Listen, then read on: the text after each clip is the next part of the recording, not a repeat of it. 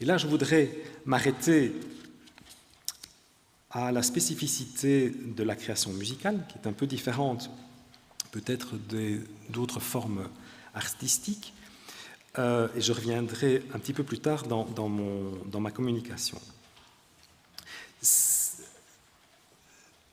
La création musicale est extrêmement difficile par rapport au contrôle.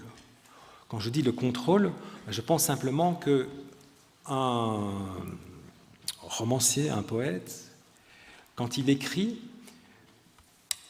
et se relit, il est face au même médium que celui qui sera face au public, au lecteur, de la même façon que le peintre qui prend du recul par rapport à sa toile a la même perspective que le public qui viendra voir son œuvre dans une galerie ou dans un musée. Autrement dit, au niveau du contrôle de l'œuvre artistique, le romancier, le peintre, a un contrôle direct par rapport à son œuvre. Ce n'est pas le cas du compositeur. Pourquoi? C'est très facile à comprendre. Un compositeur imagine un complexe de sons dans sa tête, donc son imaginaire produit un certain nombre de complexes sonores, et il doit retranscrire ces complexes sonores grâce à une interface qui est la graphie musicale. De la même façon, et évidemment, on n'a pas toujours du premier coup la réalité de ce qu'on imagine face à soi. Un autre élément qui est extrêmement difficile à contrôler, c'est le temps. Alors là aussi, comme je vous le disais, vous écoutez une œuvre de 5 minutes, idéalement, elle doit vous sembler avoir été écrite dans ce laps de temps. Autrement dit, on doit être, pour qu'une œuvre fonctionne, une œuvre musicale fonctionne à l'audition, on doit être dans un flux.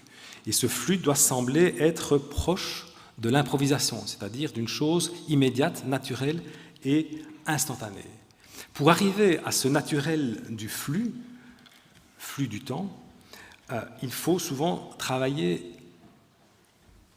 d'arrache-pied et souvent travailler très longuement. Comme je vous disais, une œuvre de 20 minutes demande 6 mois de travail, vous faites le calcul, un opéra de 2 heures, c'est 2 ans de travail. Donc il y a une démultiplication du temps qui est assez difficile à contrôler.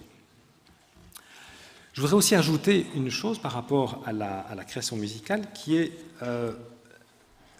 le fait que quand un compositeur imagine son œuvre, même par petits fragments, il est dans une dynamique de fantasme, c'est-à-dire qu'il imagine des sonorités, un flux musical, dans des conditions qui n'existent pas.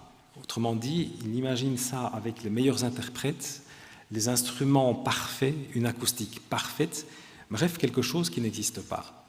Et le moment où on arrive à l'exécution de l'œuvre, on arrive donc à la réalité, on se trouve là face à une nouvelle dynamique qui est une dynamique de la fragilité. Et donc, toute la problématique de la création musicale est de passer de ce fantasme à une réalité contrôlée.